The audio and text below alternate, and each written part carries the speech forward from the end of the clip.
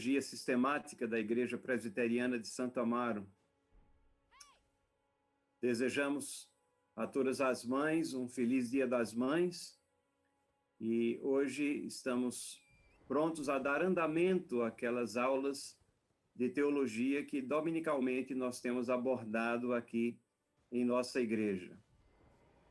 O nosso tema de hoje é exatamente a criação do homem. A criação do homem. E a pergunta grande que aparece quando nós falamos sobre criação é, afinal, de onde é que nós viemos? É isso que nós procuraremos abordar e é isso que nós procuraremos, pela graça de Deus, expor aquilo que a palavra de Deus nos ensina nesta manhã. Antes disso, vamos nos dirigir a Ele numa palavra de oração, pedindo sabedoria e pedindo que Ele nos ilumine através do seu Espírito Santo o entendimento da sua palavra. Oremos, então. Senhor Deus e Pai de misericórdia, nós te agradecemos pela tecnologia que possibilita que sejamos conectados com pessoas que podem também, juntamente conosco, estudar a tua palavra e procurar nela as informações que são pertinentes ao nosso bom caminhar nesse mundo. Sabemos das dificuldades que estamos atravessando agora, que o mundo atravessa e o nosso país também, e te pedimos que tu nos animes, nos esclareças os nossos passos e também que tu faças com que compreendamos a tua palavra e como podemos aplicar as lições que tu escrevesses ali para a nossa instrução de uma maneira prática nas nossas vidas. Em nome de Jesus. Amém. Bom, a criação do homem, nós somos remetidos logo, inicialmente, para Gênesis capítulo 1, versículos 26 e 27. Esse é o texto básico que nós temos, que começa falando sobre a criação do homem. Não é o único texto que nós temos na Bíblia. Nós temos vários textos que mostram que Deus criou o homem, como ele criou todas as coisas, mas nesses primeiros versículos aqui, 26 e 27, nós temos, então, o relato que o Espírito Santo inspirou Moisés que fizesse registrar isso para nossa instrução. E aqui nós lemos: também disse Deus, façamos o homem à nossa imagem, conforme a nossa semelhança. Tenha ele domínio sobre os peixes do mar, sobre as aves dos céus, sobre os animais domésticos, sobre toda a terra, sobre todos os répteis que rastejam pela terra. Criou Deus, pois, o homem à sua imagem, a imagem de Deus o criou, homem e mulher os criou. Esse é o texto, como eu disse, basilar, é aquele fundamental que fala da criação do homem. E aqui nesse texto, que está repetido aqui também nessa transparência, nós vemos aqui várias coisas que chamam a nossa atenção. Note a palavra façamos. Isso significa que a criação do homem foi precedida de uma solene interação da Trindade. É a Trindade toda que está envolvida. A palavra está no plural. Eu sei que muitos teólogos dizem, não, isso aqui é o plural majéstico, é o plural de ênfase.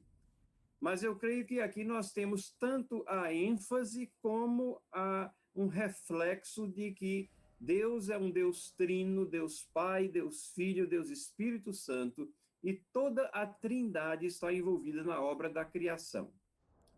João capítulo 1, versículo 1, fala que o Filho estava envolvido na criação. O Espírito Santo também fala, Gênesis diz que o Espírito de Deus estava presente na criação. Então, aqui nós temos toda a trindade nessa solene interação, dando andamento ou fechamento até à criação, criando o homem. A segunda coisa que nós podemos aferir ou inferir desse texto é que isso é um ato imediato de Deus.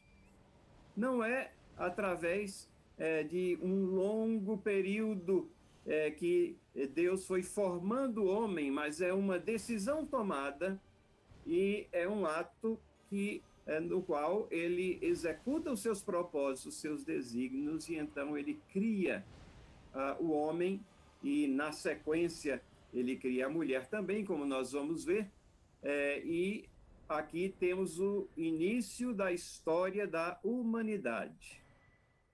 Vemos que é uma criação também que é distinta das demais criaturas.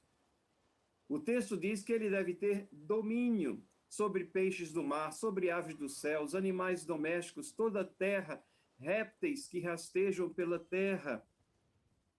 O homem foi criado distintamente do restante da criação. É uma criação especial.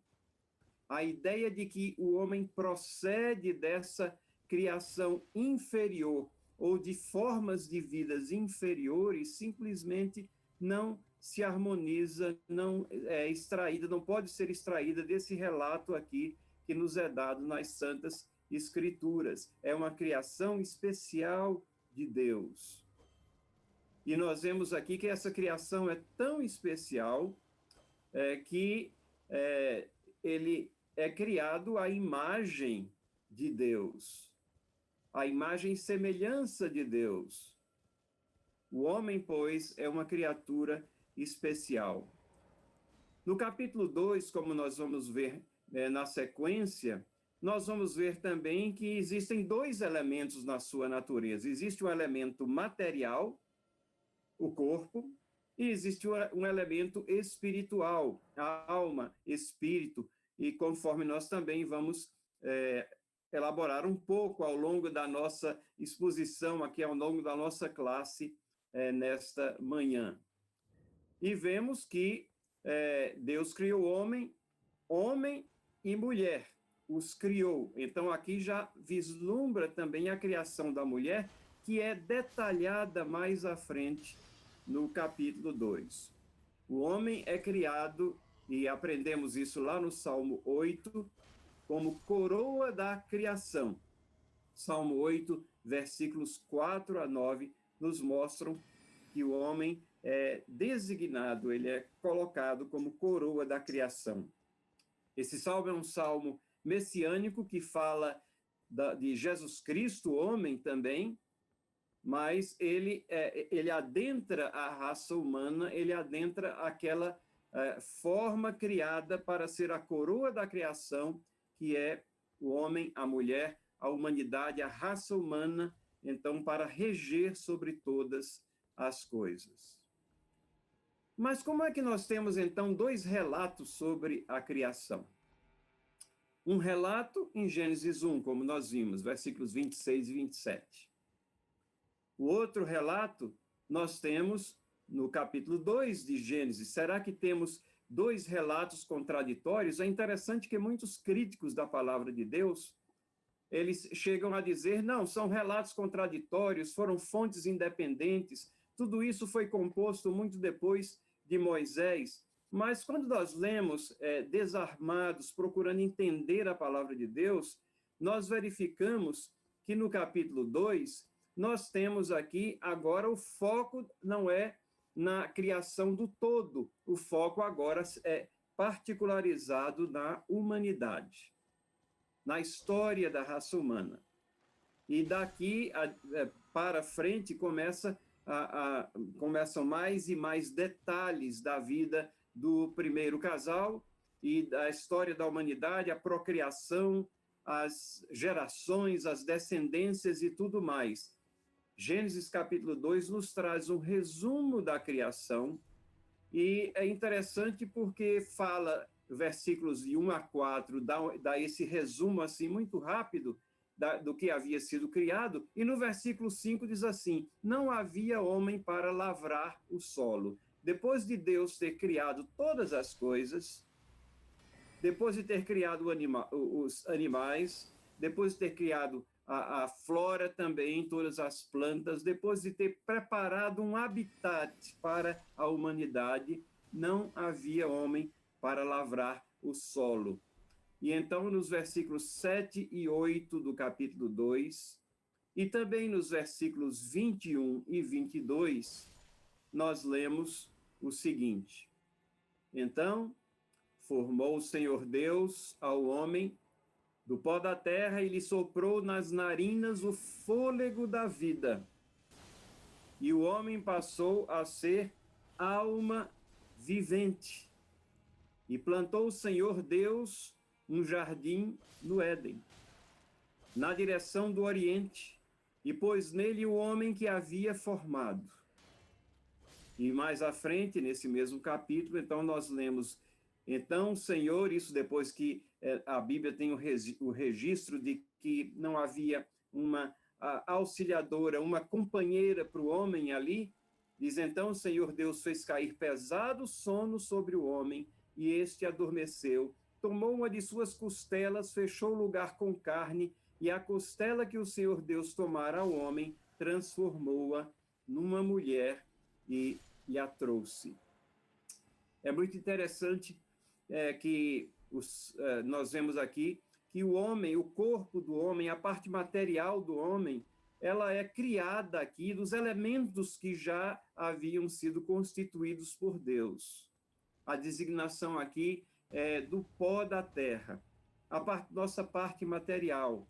Em outra parte das Escrituras diz que nós voltamos ao pó de onde viemos quando morremos, né? O nosso corpo ele se deteriora e ele volta a ser pó.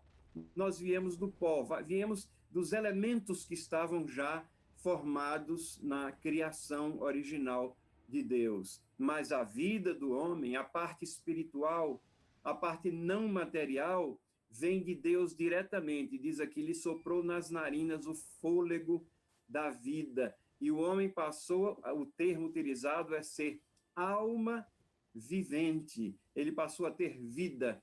Ele passa, então, a ter uma vida que procede de Deus.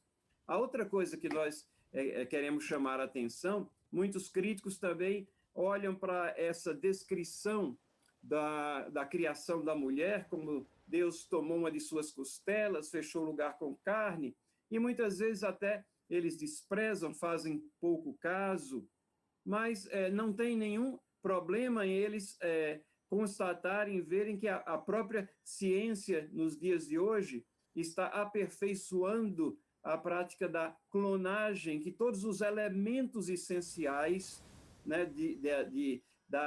da vida, da hereditariedade, eles estão presentes exatamente no genoma do ser humano. Não há nada que espante aqui. Deus, obviamente, tem a maestria infinita sobre todas essas coisas, nada que deveria nos espantar nos dias de hoje, principalmente, que ele, tirando uma porção do homem, pudesse formar uma mulher. E, diz o texto, ele transformou-a numa mulher e lá trouxe. E aqui nós temos o registro bíblico do primeiro casal aqui nas Escrituras. Como sempre, a gente tem ido à nossa confissão de fé, aquele documento que nos ensina o que a palavra de Deus nos traz de uma forma sistemática. E nós vamos fazer referência ao capítulo 4 da Confissão de Fé de Westminster. É o documento que nós aceitamos na Igreja Presbiteriana como sendo reflexo do ensino bíblico. Nunca me canso de repetir que a confissão de fé não é inspirada, mas ela é uma boa representação do que o ensino bíblico diz para o nosso caminhar, e ela sempre consegue nos elucidar ou trazer textos de locais diferentes das Escrituras para dar uma doutrina de uma forma concisa para que nós possamos aprender. Na aula do domingo passado, foi abordada a criação de uma forma geral. Reverendo Leandro ensinou sobre a criação de uma maneira geral. Nessa aula agora, nós estamos falando sobre a criação do homem. Estamos fechando o foco em cima da criação do homem. E a Confissão de Fé de Westminster, na seção primeira, diz assim: no princípio, aprove a Deus, o Pai, o Filho e o Espírito Santo, notem a trindade aqui, para manifestação da glória de seu eterno poder, sabedoria e bondade, criar ou fazer do nada, no espaço de 6 dias e tudo muito bom, o mundo e tudo que nele há, quer as coisas visíveis, quer as invisíveis.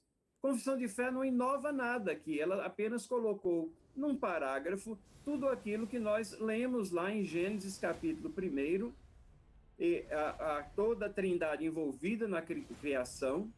Deus não tem necessidade da criação. Algumas pessoas pensam assim, pensam erradamente, porque a trindade, ela se completa, ela tem comunhão em si. Mas quis Deus criar as coisas para manifestar a sua glória, a glória do eterno poder. É isso que está dizendo a Confissão de Fé. A sua sabedoria, a sua bondade. Criar do nada é aquilo que os teólogos chamam de criação ex nihilo. Criou do nada. No espaço de 6 dias, esse é o relato que nós temos em Gênesis. Nós não vamos entrar nas diversas interpretações desses 6 dias, mas é isso daqui que nos dá o relato bíblico. E cada dia que Deus criava, tem um fechamento, diz assim: viu Deus que era bom. Então a Confissão de Fé diz: e tudo muito bom. E essa criação envolve o mundo, tudo que nele há, coisas visíveis e invisíveis. Então tudo foi criado por Deus. Mas isso foi a aula do domingo passado. Mas na seção 2 do capítulo 4, agora já particularizando no ensino sobre a criação do homem, diz assim: depois de haver feito as outras criaturas, Deus criou o homem, macho e fêmea, com as almas racionais e imortais, e dotou-os de inteligência, retidão e perfeita santidade, segundo a sua própria imagem, tendo a lei de Deus escrita em seus corações, e o poder de cumpri-la, mas com a possibilidade de transgredi-la, sendo deixados à liberdade de sua própria vontade, que era mutável. Além dessa escrita em seus corações, receberam o preceito de não comerem da árvore da ciência do bem e do mal. Enquanto obedeceram a esse preceito, foram felizes em sua comunhão com Deus e tiveram domínio sobre as criaturas. É um parágrafo um tanto ou quanto longo, são 2 frases ricas em doutrina aqui, e um resumo também muito bom de tudo aquilo que a palavra de Deus registra para a nossa instrução. Mas como costumeiramente temos feito às vezes, para que nós possamos visualizar e entender melhor aqui o que a Confissão de Fé está nos dizendo e o que a palavra de Deus nos ensina, deixem-me colocar um diagrama aqui. Ou seja, nós estamos falando da criação das pessoas. Na Confissão de Fé de Westminster, no capítulo 4, seção 2, e vamos diagramar aqui a primeira parte dessa seção 2. Fala que Deus, ou seja, a trindade, como está lá na seção 1, Deus Pai, Deus Filho, Deus Espírito Santo. Esse Deus trino, ele então cria o homem. E ele criou o homem macho e fêmea, 2 sexos. Ele não criou 3 sexos, 4 sexos, ou quantos as pessoas queiram nos dizer que foram criados, ou aquelas que são chamadas opções sexuais das pessoas. Não, esse é o relato simples da criação, isso está na estrutura da humanidade. As pessoas são criadas ou do sexo masculino ou do sexo feminino. Quaisquer coisas que fujam disso podem ser anomalias biológicas ou anatômicas, mas são questões excepcionais, né, que têm que ser lidadas por ela, mas não existem aqui, não existe uma situação generalizada que venha separar sexo de gênero, e as coisas estão muito bem estruturadas e delineadas desde a criação. E diz ainda que essa criação foi dotada com almas racionais e imortais. A nossa parte espiritual, ela é racional, ela tem a capacidade, ela reflete a imagem de Deus no sentido de que nós podemos compreender as coisas, estudar, deduzir, projetar, planejar, e fomos criados para imortalidade, porque a morte vem depois, a morte vem como um incidente na história da humanidade em função da desobediência. Nessa criação, dotou-lhes Deus, diz o texto da confissão, de inteligência, retidão e perfeita santidade. Inteligência, retidão e perfeita santidade, refletindo assim a imagem e semelhança de Deus. Isso aqui é um resumo da primeira frase longa ali da Confissão de Fé de Westminster. Vamos para a segunda, então. Então, esse Deus Trino aqui, esse Deus Trino nos diz lá, escreveu a sua lei nos próprios corações. A lei de Deus, desde a criação, na estrutura da humanidade, está escrita nos nossos corações.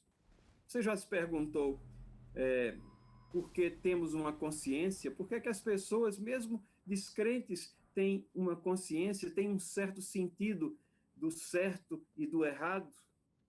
Coisas que incomodam como erradas. Mesmo aqueles que nem reconhecem a Deus, eles têm um sentido de certo e errado. É verdade que a imagem e semelhança de Deus, ela é distorcida pelo pecado, a consciência pode ser cauterizada, mas isso está impresso na nossa natureza, porque Deus escreveu a lei nos nossos corações. Isso também faz com que o homem tenha esse sentido do divino, de que existe alguém mais que está acima dele.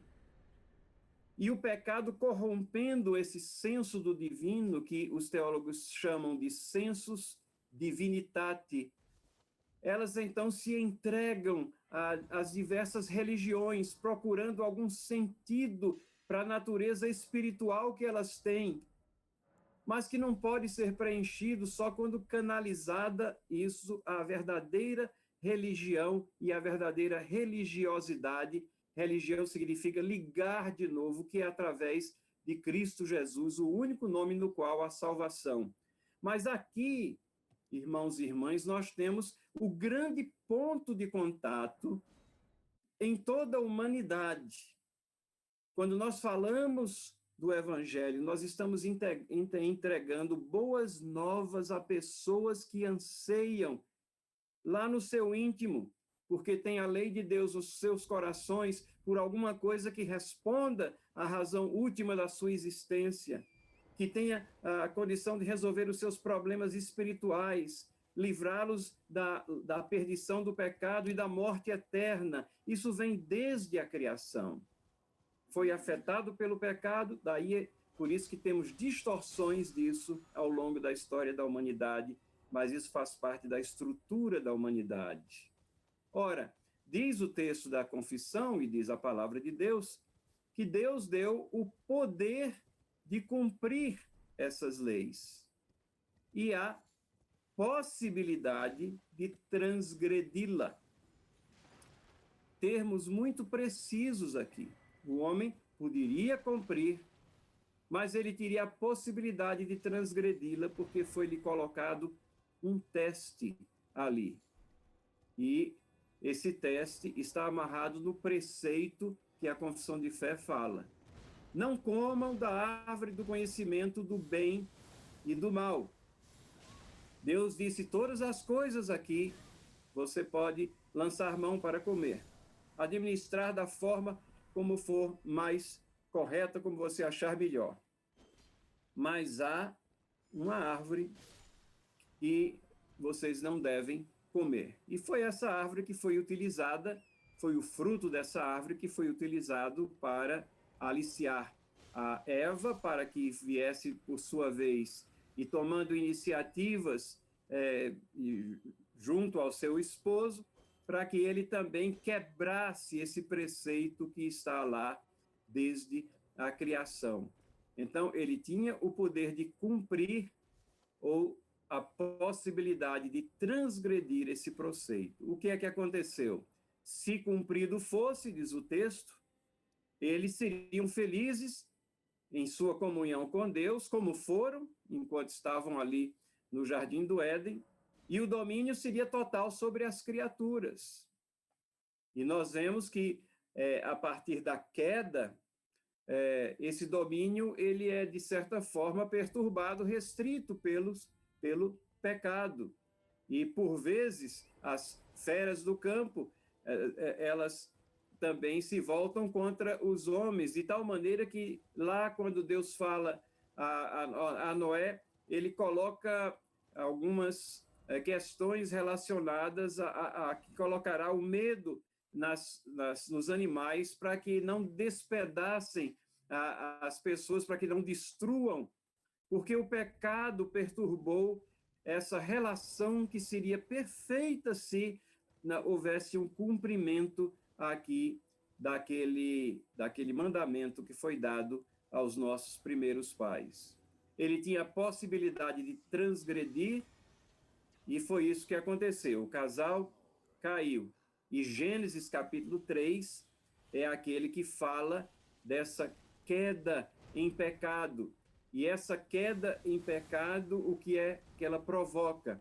Ela provoca também uma quebra da ligação que o homem tinha com o Deus Pai, Deus Filho, Deus Espírito Santo. Ele entra num estado de inimizade.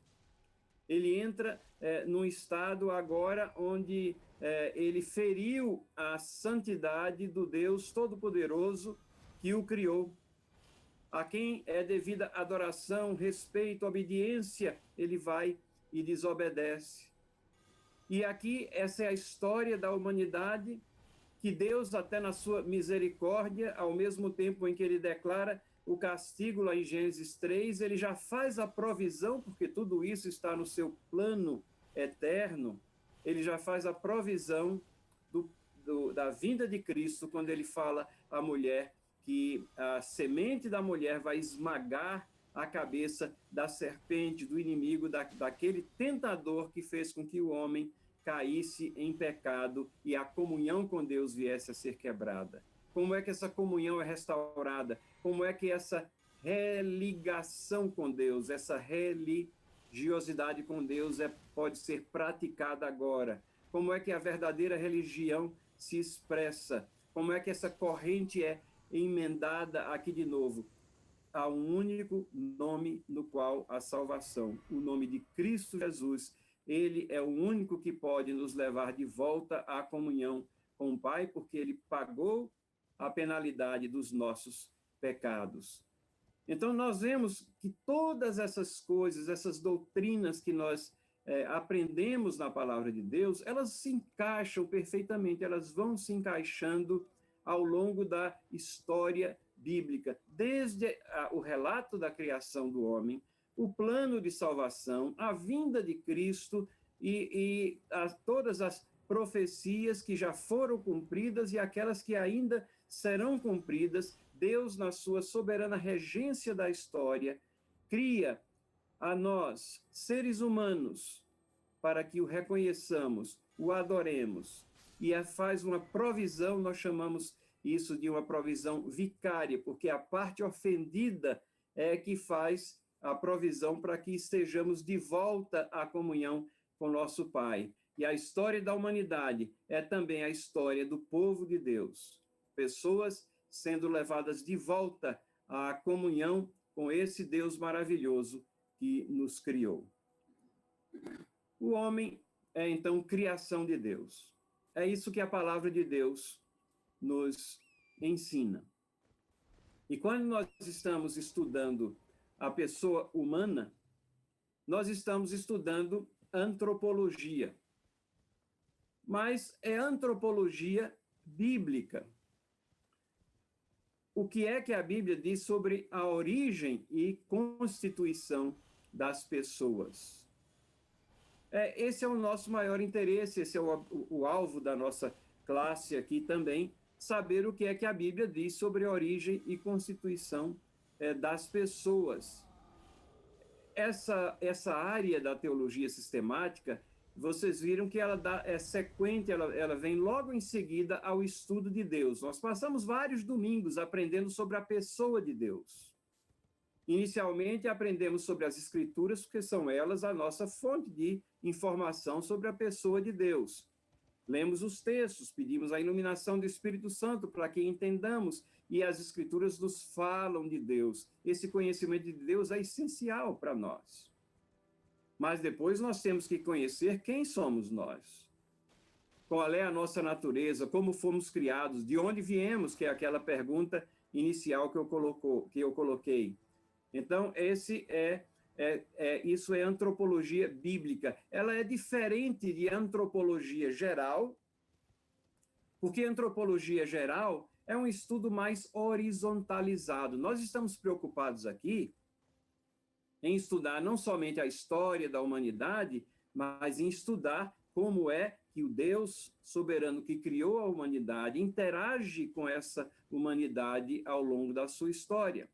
Mas antropologia geral trata de fisiologia, de história da raça humana, das raças, questões das etnias etnológicas, questões linguísticas, questões culturais. É lógico que a Bíblia tem algo a dizer sobre cada uma dessas áreas também, mas a Bíblia ela é um relato do relacionamento das pessoas com Deus e como Deus agiu na história. Então, esse campo da ciência antropologia geral, ele é um campo onde a graça comum de Deus possibilita que pessoas estudem a raça humana e cheguem a diversas conclusões, e se elas são verazes, se são verdade, toda verdade é verdade de Deus. Nós podemos abordar a antropologia desse prisma também, mas não é o nosso propósito aqui nesse momento, nessa classe. Efésios 2, versículo 10, diz assim: pois somos feitura dele, criados em Cristo Jesus. Essa é a lição ao longo de toda a Bíblia. Essa carta aos Efésios, Paulo escreveu da prisão, como escreveu a carta que o reverendo Leandro estava falando anteriormente no seu sermão nesta manhã. E da prisão, ele relembra que nós fomos feitos por ele. Fomos criados em Cristo Jesus. Que diferença faz nós sabermos que procedemos como coroa da criação de um Deus maravilhoso que derrama sobre nós o seu amor. E que é um Deus justo, mas que providenciou alguém que viesse a preencher as condições de sua justiça, e a penalidade sobre o pecado cai em cima da pessoa de Cristo Jesus, que deu a sua vida pelo seu povo, por aqueles que ele vem resgatando através dos séculos. Essa raça eleita, povo que tem um sacerdócio real, povo que foi escolhido por Deus para que proclamasse as suas verdades e o seu poder, manifestasse a sua glória através dos séculos. A natureza do homem, qual é, então? Bom, nós dizemos que o homem, já dissemos isso, que o homem tem uma parte material e uma parte que não é material, é espiritual. Essa parte espiritual, ela obviamente, bem especial para nós. Deus vai e coloca a descrição na criação do homem, ela é muito mais detalhada, precisa, mostrando quando diz que Deus soprou e ele tornar-se uma alma vivente, lá em Gênesis capítulo 2, versículo 7, nós vemos que temos aqui uma ação específica da parte de Deus, dando a alma ou espírito. Nós acreditamos que esses termos, alma e espírito, são intercambiáveis. Não são duas partes diferentes. Eu sei que isso é um ponto controverso, algumas pessoas têm uma visão diferente. Nós vamos tratar um pouquinho disso mais à frente. Mas, sem dúvida, todos reconhecem que o homem tem uma parte material e uma parte espiritual. Mateus capítulo 10, versículo 28, diz assim: não temais os que matam o corpo e não podem matar a alma. Vejam, o corpo perece. Mas a parte espiritual do homem, essa não pode ser morta. Eles não podem matar a alma. E o destino da alma, e o termo aqui, ele pode significar vida no seu sentido mais pleno também. Na Bíblia, nós temos diversas palavras aqui. Para a alma, lá no hebraico, é nefesh, e no grego é psuque ou psique, de onde vem a palavra psicologia, por exemplo, a ciência de discernir, descobrir ou postular aquilo que está no interior, no pensamento, na parte que não é física das pessoas. E alma vem do latim anima, que é o correspondente a essa palavra psique. Pode significar, como eu disse, a parte espiritual, ou pode significar a vida como um todo. Mas duas partes aqui são distintas no homem. Eclesiastes capítulo 12, versículo 7, diz assim: o pó volte à terra como era, falando da morte do corpo, e o espírito volte a Deus que o deu. Vejam, aqui a parte não material do homem é chamada de espírito. No texto anterior lido, é chamado de alma. Por isso que nós achamos que são termos intercambiáveis.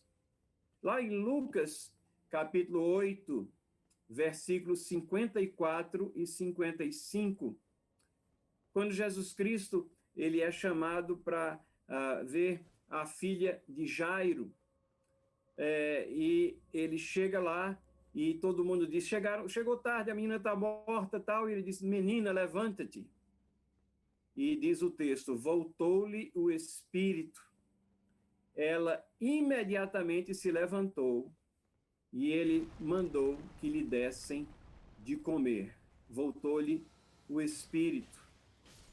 1 Coríntios, capítulo 5, versículos 3 e 5.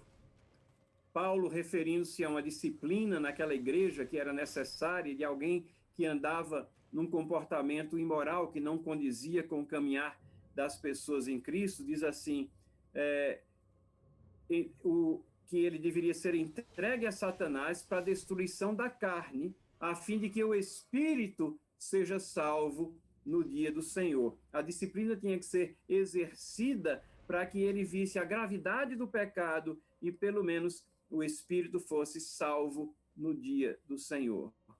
Romanos, capítulo 8, versículo 10. Se, porém, Cristo está em vós, o corpo, na verdade, está morto por causa do pecado, mas o espírito é vida por causa da justiça.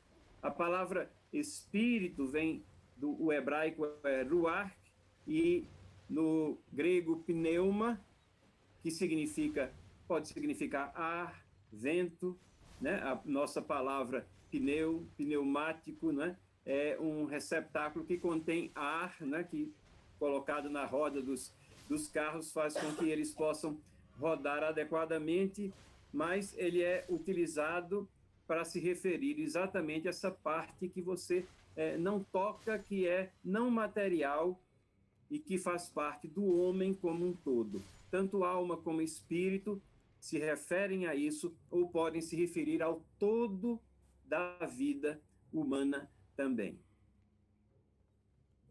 A controvérsia em cima disso é que leva esses dois termos, dicotomia ou tricotomia. Dicotomia, aqueles que lendo os textos bíblicos, eles acham que alma e espírito são termos que são sinônimos, como eu disse, ou intercambiáveis, e tricotomia, aqueles que dizem não, o homem é constituído de 3 partes: corpo, alma e espírito.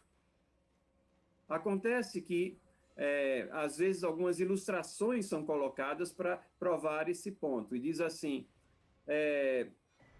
os animais têm corpo e alma, mas o homem, como é especial, tem corpo, alma e espírito. Mas nós não encontramos essa colocação nas escrituras, né? Isso é uma ilustração que alguns utilizam, mas ela não explica por que é que alma e espírito são usados também de forma intercambiáveis. E a ideia da tricotomia, ela é extraída principalmente são dois versos que nós temos na palavra de Deus que fala ao mesmo tempo de alma e espírito.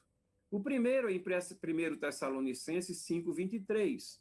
Obviamente, para fazer justiça à exposição que a gente está fazendo, eu trago esses versos para mostrar o lado daqueles que acham que a pessoa humana tem 3 partes. O mesmo Deus da paz vos santifica em tudo, e o vosso espírito, alma e corpo sejam conservados íntegros e irrepreensíveis na vinda de nosso Senhor Jesus Cristo. E muitas pessoas, lendo isso aqui, dizem, está vendo? Está falando aqui espírito, alma e corpo, então são 3 partes. Mas um dos princípios de interpretação é que você nunca usa um verso isolado, mas você procura compreendê-lo no contexto geral. Dizer isso somente em cima desse verso ignora os outros versos onde espírito e alma são utilizados indistintamente. E, na realidade, esse verso aqui, ou esse texto, ele está tratando da unidade da pessoa humana. Ele está nos ensinando que temos que ser irrepreensíveis perante Cristo. Tanto a alma, né, como o corpo. E o todo nosso. Poderíamos ler também, e vosso espírito, e o vosso espírito, e alma e corpo, como sendo uma explicação de que espírito aqui se refere à vida na sua totalidade, à vida do homem, porque os pecados são concretizados na carne, ou são concretizados na parte não material, né? E esse é um entendimento possível também. Não poderia ser somente esse único verso que iria firmar essa compreensão. O texto trata da unidade da pessoa humana. O todo do nosso ser deve ser santificado em tudo para que nós sejamos achados irrepreensíveis na vinda do nosso Senhor Jesus Cristo. O segundo texto que os tricotomistas utilizam como base é Hebreus capítulo 4, versículo 12. Porque a palavra de Deus é viva e eficaz, e mais cortante do que qualquer espada de 2 gumes, e penetra até o ponto de dividir alma e espírito, juntas e medulas, e é apta para discernir os pensamentos e propósitos do coração. E então, muitos leem esse verso e dizem, olha aqui, está vendo? Está falando de alma e espírito, está falando que há uma divisão que pode ser feita pela palavra. Mas o que é que o verso está nos ensinando aqui? Também ele está falando na unidade do ser humano. Ele está nos dizendo, a palavra de Deus é o fio de prumo, o ponto de julgamento, de como pensamos, de como procedemos. E notem a repetibilidade aqui, ela não significa componentes diferentes. Por exemplo, você diria que, então, o homem é formado de 4 partes, alma e espírito, junta e medula. Ou junta e medulas formam uma parte só, que é o corpo. Nós temos a repetibilidade, e isso daqui vem carregado de um hebraísmo, onde, para ênfase, você repete a mesma coisa com um sentido, às vezes, um tanto ou quanto mais amplo, mas para firmar um ponto. Então, alma e espírito, juntas e medulas, pensamentos e propósitos. Não está dizendo especificamente que existem 2 elementos não materiais, e mais 2 elementos não materiais, né, juntas e medulas, e mais 2 outros que seriam também não materiais, pensamentos e propósitos diferentes daqueles que subsistem na alma e espírito. Então, nós vemos aqui que esses versos, pelo menos na minha opinião, e vários concordariam com isso também, que alma e espírito são termos correspondentes, intercambiáveis, e o homem foi criado, né, com uma parte material e uma parte não material. Se estamos falando da criação do homem, a gente termina esbarrando, então, na questão da evolução. É impossível nós evitarmos, né, tratar desse aspecto da questão da evolução. Ainda que poderia dizer, não, mas isso faz parte de antropologia geral. Não, como se evolução diz respeito às origens do homem, a gente tem que confrontar essa questão. O que é a teoria da evolução? Muitas pessoas dizem, não, ela ensina que o homem descendeu do macaco. Não, não diga isso, porque qualquer acadêmico que ouvir você dizer isso vai lhe pressionar e dizer, não, o homem não descende do macaco, mas o homem e o macaco têm um ancestral comum, um hominídeo, algum elo aí que dessa raiz surgiram os homens com faculdades mais avançadas de pensamento e os macacos com ainda um pensamento rudimentar. Isso é o que a teoria da evolução vai dizer sobre a questão da humanidade. Não vou me referir a outras questões. A Bíblia diz que os animais foram criados segundo sua espécie. Então, cada espécie foi alvo de uma criação específica de Deus, e o homem foi criado separadamente, como nós vimos. Quando se fala de evolução, existe macroevolução, que é o que as pessoas postulam, dizendo que tudo começou com uma forma de vida unicelular, em algum momento, milhões de anos atrás, e dessa forma unicelular, todas as formas de vidas atuais que nós vemos, todas elas descendem dessa forma unicelular, que quando houve a origem da vida, que isso é um grande mistério. E ela progride em saltos, né? Novas espécies surgem. E esses saltos seriam, então, seria, então, a macroevolução. Microevolução diz respeito à adaptabilidade dentro de uma mesma espécie. Nós não temos nenhuma contenção contra microevolução, a ideia de que dentro de uma espécie, dependendo de onde estão habitando, das condições, o que for, elas às vezes procuram adaptabilidade naquilo, mas não existe esse salto entre espécies, os chamados elos perdidos. A busca continua, né? Sempre sobre os elos perdidos entre uma espécie ou um estágio e o outro. Muitas vezes nós cristãos somos acusados de que acreditar em Deus, de que crer no relato da Bíblia, isso é uma forma de escapismo, de nós escaparmos às questões para as quais nós não temos resposta, então trazemos Deus. Na realidade, o contrário é que é verdade.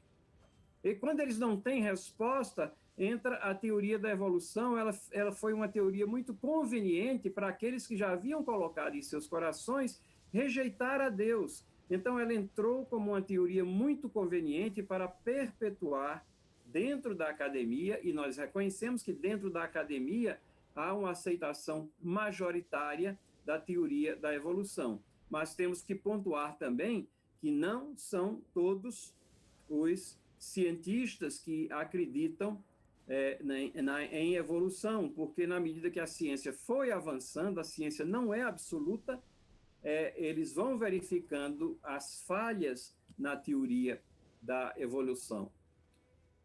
E alguns cristãos, para não terem muitas dores de cabeça, quer dentro da academia, quer nos debates, pelo medo de serem ridicularizados ou o que for, eles adotam aquilo que é chamado de evolução teísta. A evolução teísta diz assim: evolução foi o processo que Deus utilizou para a formação das formas de vida, né, para a geração das formas de vida que, como nós as conhecemos hoje. Será que Deus utilizou mesmo esse processo? Nós não extraímos isso dos relatos da palavra. E então os evolucionistas teístas dizem, não, mas o relato de Gênesis, ele é poesia apenas, eles não registro de história. Mas a Bíblia, ela é confiável como história também, ela relata a história. E o que está ali registrado é conhecimento que procede do Deus Todo-Poderoso. A evolução teísta também não é uma síntese que deve ou que pode ser aceita. Essa conjunção entre a teoria da evolução, nós não estamos aí reconhecendo verdadeira ciência, mas reconhecendo uma pseudociência que vai contrário à palavra de Deus. Existem vários problemas gerais com a teoria, e nós não temos tempo de abordar todos eles aqui, mas alguns aqui. Essa aceitação inquestionável pela academia, sabe o que é que isso gerou? É que ela é apresentada hoje como um fato, mesmo que faltem provas, mesmo que faltem os elos perdidos, mesmo que esteja, que ciência verdadeira é aquela que permite testar uma hipótese, a repetibilidade dos processos para ver se aquilo se comprova. A questão das origens é uma questão muito mais filosófica do que científica, porque você não pode repetir as condições para provar aquilo que é a sua hipótese. No máximo, ela poderia ser apresentada como uma teoria por aqueles que querem rejeitar a Deus, mas não, elas muitas vezes, muitos textos acadêmicos, eles apresentam como sendo um fato inquestionável. E isso é má ciência, porque impede que aqueles cientistas que já descobriram outras maneiras de ver a criação de Deus, de publicarem os seus estudos, de serem abrigados dentro da comunidade acadêmica, eles são alijados, porque já chegaram à conclusão. Isso é terrível para a ciência, quando ela assume uma forma monolítica de pensar e não admite o contraditório, apesar de todos dizerem que a universidade é o lugar do contraditório, menos aquelas coisas que venham contradizer as minhas aceitações prévias em cima de pressuposições. A teoria da evolução, a história da teoria da evolução, ela é permeada também por fraudes. Por exemplo, o Nebraska Man, ou o Homem de Nebraska, durante anos, foi considerado um dos elos perdidos, ou um dos ancestrais do homem. E, na realidade, depois provou-se que haviam achado apenas um dente, e aquele dente era um dente de um javali. E daquele dente haviam reconstruído na imaginação todo um hominídeo ali, que seria um dos ancestrais do homem. Na Inglaterra, nós temos o famoso caso do homem de Piltdown, que foi achado por um professor e foi uma pegadinha que os alunos deles fizeram, pegaram um crânio de um macaco, envelheceram artificialmente, enterraram no lugar onde ele costumava escavar para tentar achar fósseis, e ele veio com aquele crânio dizendo que era de um homem, e isso foi relatado como sendo uma grande descoberta, fez parte até da Enciclopédia Britânica em várias edições, até se descobrir alunos confessarem que haviam feito uma pegadinha com aquele professor, depois ficaram quietos, porque o assunto tomou proporções muito grandes. Essas reconstruções que nós vemos, figuras embrutecidas, encurvadas, elas são muito mais fruto da imaginação do artista do que da conformação craniana ou daquilo que nós temos achado em termos de fósseis. Eu lembro de um livro que eu vi numa determinada ocasião, onde foi feita a sobreposição de uma dessas reconstruções com um delegado de uma nação às Nações Unidas. Tinha uma foto dele, e aí fizeram a sobreposição de uma dessas reconstruções, e ele parecia, a formação craniana dele se encaixava perfeitamente ali. Então, são fruto da imaginação. A ciência da microbiologia não existia na época de Darwin. Isso tem sido muito propagado, especialmente um grande livro que foi escrito, A Caixa Preta de Darwin, que mostra que quando você estuda microbiologia, você vê formas tão intricadas que nunca poderiam ter chegado àquele ponto, a não ser que fossem alvo de uma criação inteligente. Daí o termo design inteligente, ou intelligent design, ou projeto inteligente, né? Isso daí, muitos cientistas agora estão vendo e constatando que os postulados da evolução não se encaixam com essa ciência da microbiologia. Já li essa declaração: se Darwin tivesse acesso à microbiologia nos seus dias, ele nunca teria formulado a sua teoria. O homem de Neandertal, trazido como sendo uma figura embrutecida. Se você for fazer uma pesquisa, você vai ver que décadas atrás, as reconstruções dos artistas eram de uma pessoa muito mais bruta, encurvada, quase que um homem, meio macaco. Na medida que foram descobrindo mais sobre os fósseis ali naquela região, foram vendo como eles tinham um modo de vida avançado, as reconstruções foram mudando, eles tinham até um sistema de assistência social, eles conseguiram traçar onde eles colocavam os mais idosos e a forma como cuidavam deles. Então, não há nada a postular aqui que eles eram ancestrais embrutecidos de um homem. Relatos de pegadas humanas com pegadas de dinossauro, mostrando a contemporaneidade do ser humano com certas raças extintas aqui. E pegadas de um homem esmagando um trilobita, que é uma das formas mais primitivas de vida, de acordo com a escala evolucionista. O trilobita é um crustáceo pequeno e ele permeou a Terra, de acordo com a teoria da evolução, antes que eles se desenvolvessem formas mais sofisticadas de vida. E muitos anos, 500 milhões de anos antes do surgimento do homem. No entanto, no rio Paluxy, foram encontradas pegadas de homem esmagando um trilobita, fossilizadas aquilo. E relatos, por exemplo, de que a embriologia, ou seja, o estudo dos embriões, eles representavam uma história da raça humana, porque começa com o óvulo e vai se desenvolvendo, e isso daí também hoje em dia, descartado pela própria ciência como sendo um retrato do que a evolução diz. Mas muitos livros, textos de décadas atrás traziam ainda isso como sendo órgãos vestigiais. O apêndice foi considerado durante muitos anos como algo que não servia para nada.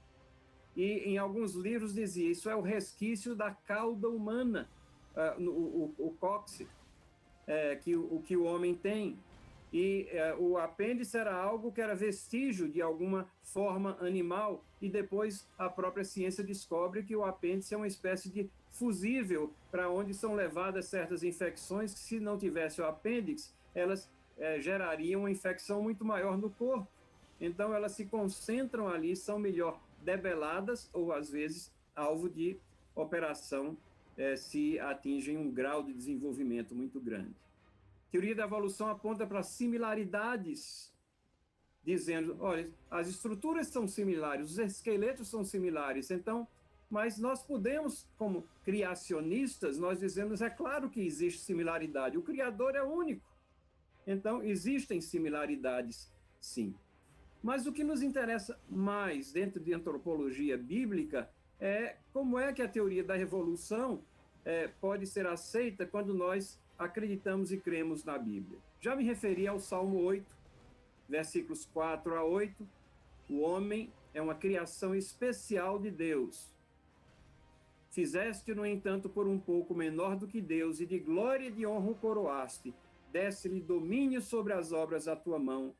Sob teus pés tudo lhe puseste, ovelhas e bois, todos, e também os animais do campo, as aves do céu, os peixes do mar, e tudo que percorre as sendas dos mares. Nós temos 1 Coríntios 15, 39, mostrando que o homem é uma criação distinta dos animais, corpos diferentes, espécies diferentes. O texto diz, nem toda carne é a mesma, uma é a carne dos homens, outra dos animais, outra das aves, outra dos peixes, as diferentes espécies. Foi assim que Deus criou. 1 Coríntios 15, 20 e 22 fala de Adão como um personagem histórico. E também o nosso Senhor Jesus Cristo referiu-se a Adão, em Mateus 19, 4 a 6, como um personagem histórico, não uma figura alegórica dos tempos antigos. Paulo diz assim, substanciando a ressurreição, mas de fato Cristo ressuscitou dentre os mortos, sendo ele as primícias dos que dormem. Visto que a morte veio por um homem, também por um homem veio a ressurreição dos mortos. Porque assim como em Adão todos morreram, assim todos serão vivificados em Cristo. Para Paulo, Cristo é um personagem tão histórico como Adão. Adão é um personagem tão histórico como Cristo. Abrigar a teoria da evolução, descartando Adão como sendo alvo da mitologia bíblica, é algo muito perigoso.